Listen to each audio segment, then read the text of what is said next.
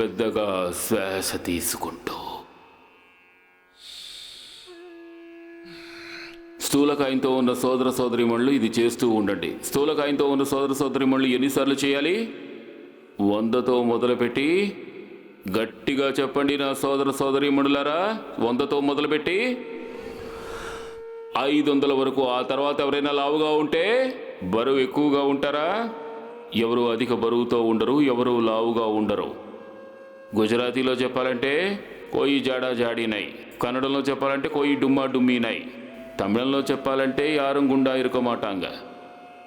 పెద్ద పెద్దగా శ్వాస తీసుకుంటూ. ఇక ఇంగ్లీష్లో చెప్పాలంటే ఎవరు ఫ్యాటీగా ఉండరు. కొత్తగా కనిపెట్టారు అది ఇంత ఉదయాన్నే. పెద్ద పెద్దగా శ్వాస తీసుకుంటూ అందరూ చేస్తూనే ఉండాలి. ఒక్కొక్క కాలుతో మొదలుపెట్టి 2 కాళ్లతో ఆగకుండా అఖండంగా ప్రచండంగా చేయాలి.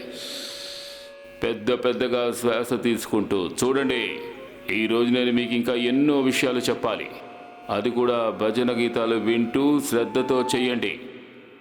ఇలా రోజంతా చేస్తూ ఉంటే తెలీదు. నాకు అర్థం కావడం లేదు మీరు ఇక్కడి నుంచి ఎలాంటి ఫ్రీక్వెన్సీ తీసుకువెళ్తారో ఏమిటో. ఇక్కడ మృతదేహాలకు కూడా ప్రాణం వచ్చేస్తూ ఉంటుంది. సరే, అధిక బరువుతో ఉండే సోదర సోదరీమణులు అలాగే ఉండండి. అర్ధలాసనం, పాదముద్రాసనం, చక్రికాసనం. కాస్త అలసిపోతే మధ్యలో మర్కటాసనం, శవాసనం వేయండి. ఇప్పుడు అందరూ నాతో పాటు చేయండి. ఈ మర్కటాసనం చేయండి ముందుగా. ఇప్పుడు చూడండి, ఇక్కడ మేమేం చేస్తున్నాం? ప్రపంచం అంతా చెప్తోంది ఈ రోగం నయం కాదు అని, కానీ మేము ఆ రోగాన్ని నయం చేస్తున్నాం. అందుకోసం మీరు ఉదయం నుంచి సాయంత్రం వరకు ఒక వ్యవస్థాపిక జీవితం జీవించాల్సి ఉంటుంది. ప్రేరణ మేము కల్పిస్తాం మీకు. మేము ప్రేరణ ఇవ్వలేదంటే అంతే. మీరు ఎలా జీవించాలంటే మేము చెప్పే పద్ధతుల్ని అనుసరించి అదే విధంగా జీవించాలి. అథయోగా అనుశాసనం. అథ యోగా అనుశాసనం. What is yoga? Discipline is yoga. తెలియని వాళ్ళు కొంతమంది ఇలా చెప్తూ ఉంటారు, ఇప్పుడు యోగాలోని అనుశాసనం ప్రారంభిద్దాము అని. అథ యోగా అనుశాసనం. సరే, ఎవరైతే దీని గురించి చెప్పారో వాళ్ళకు మనం ధన్యవాదాలు చెప్పుకుందాం.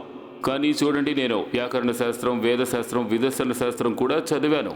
అంతకంటే ముఖ్యంగా నేను జీవన శాస్త్రాన్ని చదివాను, అర్థశాస్త్రాన్ని చదివాను, చికిత్సా శాస్త్రాన్ని కూడా చదివాను.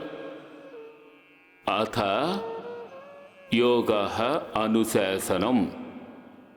యోగా అంటే క్రమశిక్షణ. Discipline is yoga. అన్ని విధాలుగాను డిసిప్లిన్. ఆహారంలోనూ, ప్రవర్తనలోనూ, నడవడికలోనూ, స్వభావంలోనూ సహనం ఉండాలి. అలాంటి సాధన. మర్కటాసనం అయిపోయింది.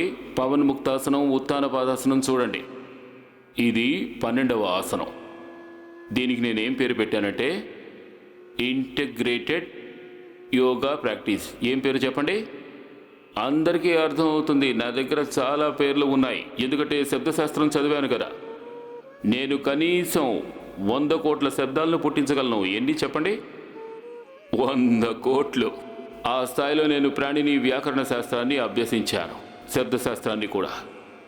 ఆ తర్వాత నేను చికిత్సా శాస్త్రాన్ని కూడా అభ్యసించాను.